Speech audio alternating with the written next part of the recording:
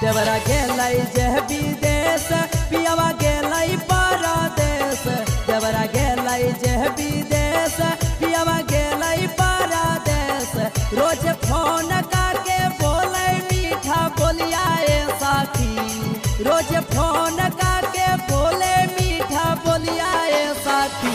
तौना line भेजाबै पियावा हमर चोलिया ए साथी। ओना लाइन भेजाबै पियावा हमर चोलिया ए साथी।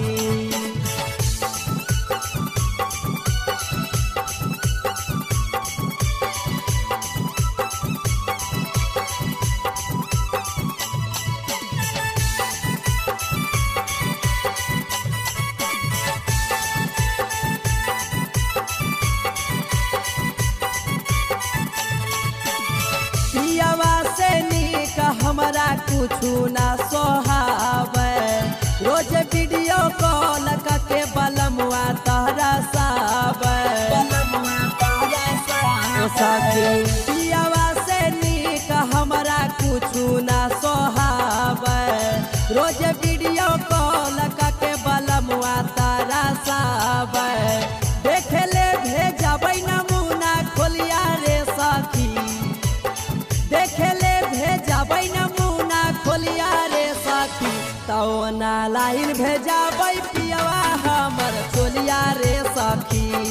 ओना लाइन भेजबै पियावा हमर चोलिया रे साथी।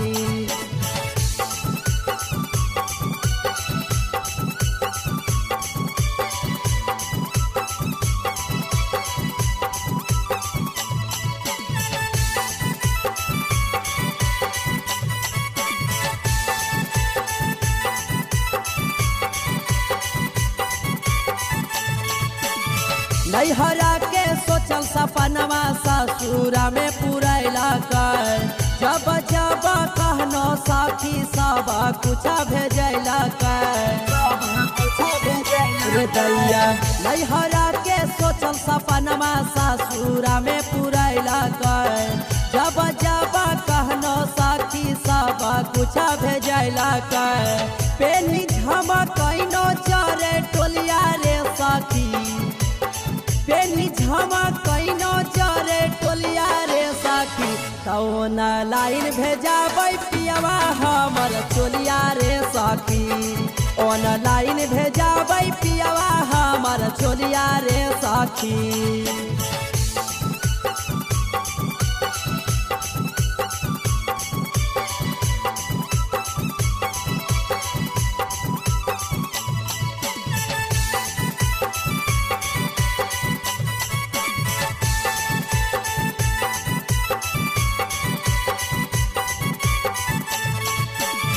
खबर सजनामा पर करहियै घमंड है।